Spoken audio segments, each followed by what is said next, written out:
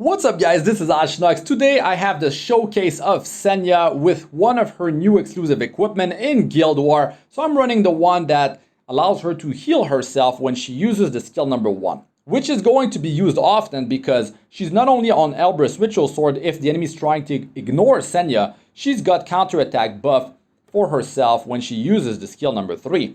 I have her on speed set and immunity. You can definitely have her on attack set plus immunity, or you could have her even on a counter set with immunity. I mean, there's other ways to build this hero. You could even have her on injury plus immunity. So yeah, this hero is really hard to take down because yes, it is luck based, but her passive allows her to have, for the enemy to not land a critical hit on her, 50% chance. So we're fighting a crowd and this guild war is very close. Let's see if I can make a difference.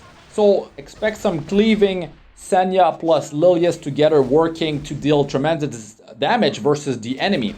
So not in this particular team. If I was running her third exclusive equipment that gives her great attack buff when she uses the skill number 3, that's 75% more attack. And I don't need to rely on anyone on the team to give her attack buff. Yes, she can get it from one of the random buffs she gets when she activates the skill number 2. Can only be activated every 2 turns. But there's 5 buffs out of that passive, so it's 20% chance to get the attack buff on herself. It's definitely not reliable, but it's a nice thing to have some buffs across your whole team.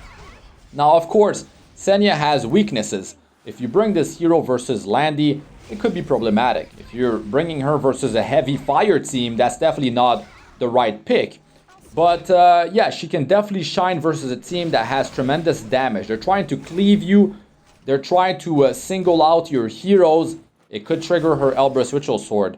If they're trying to take out your whole team, maybe they don't land a critical hit on Senya. You could use her to bait Straz. Maybe they're trying to take her out with a Watcher Shuri. That's not a good idea because it's a 50% chance for them to land a critical hit or not.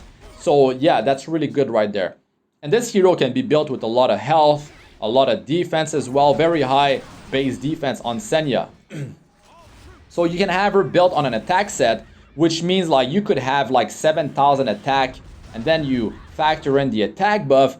She's way over 9,000 attack at that point and she could be upward of like 10,000 attack. With the greater attack buff on herself with her exclusive equipment, part of her kit, like she don't need to rely on anyone else. I mean, you can definitely have something like, what, like 12,000 attack on this hero. That's ridiculous. And then you have her paired with Lilius. Man, that is so close, this battle right here. I'm bringing her in not so optimal battles. Like, these battles are rough for Senya. You can see, like, the enemy is dealing tremendous damage. Rem is such a cancerous hero, man. Really rough. You have to keep on attacking Ram so it triggers her counter set and not her passive, which will have her attack your whole team, and it's really brutal. It's too much damage.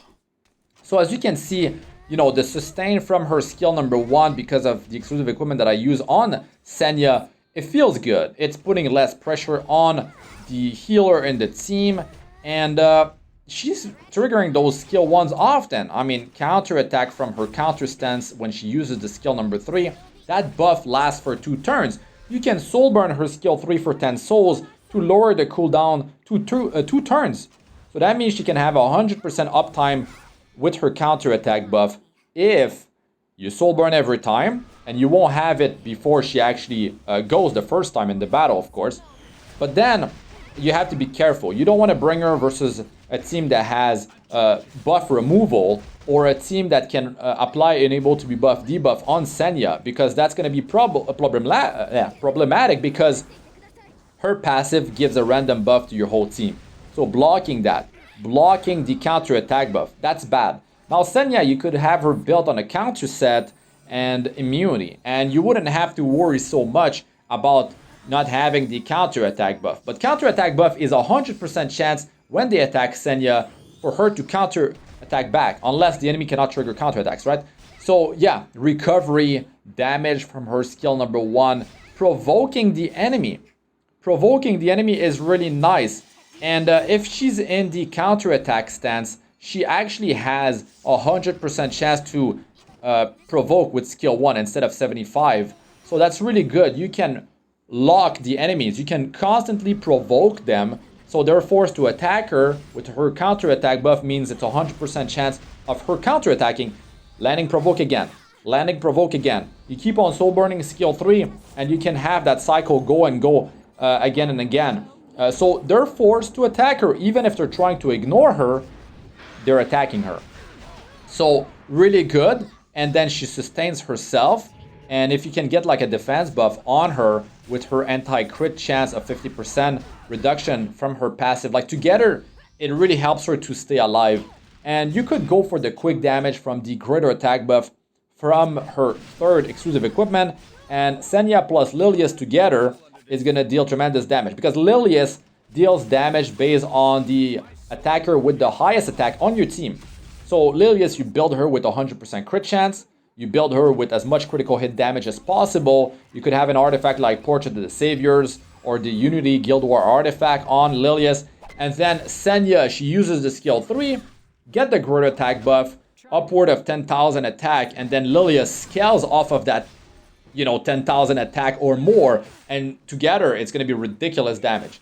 So yeah, you could delay the skill 3 of Senya if you want to soul burn it. So you could build 10 souls.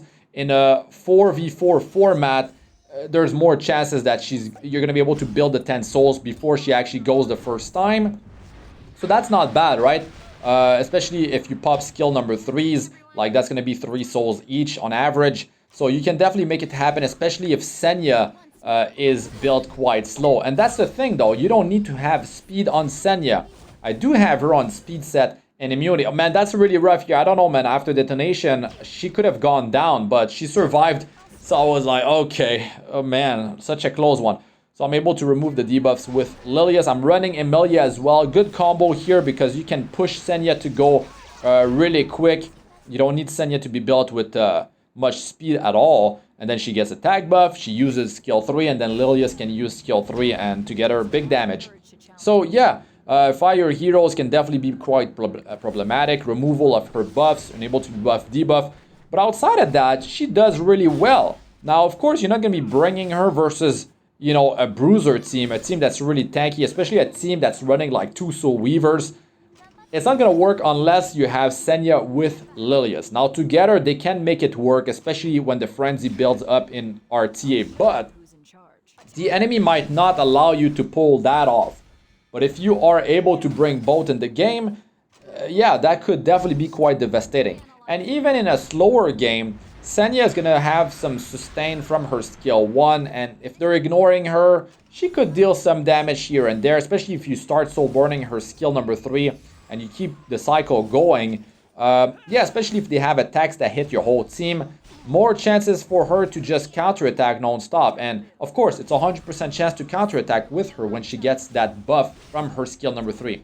She can land decreased hit chance debuff with skill 3, boosting the survivability of your team. Really nice. So yeah, I really like this hero. I've been recommending you guys to get Senya from the Season 2 Selective Summon after you clear Episode 3. Sadly, I was not able to get her on my 5th account. But yeah, whenever her banner shows up, I'll try to get her. Hopefully, I still have Covenant Bookmarks whenever that happens.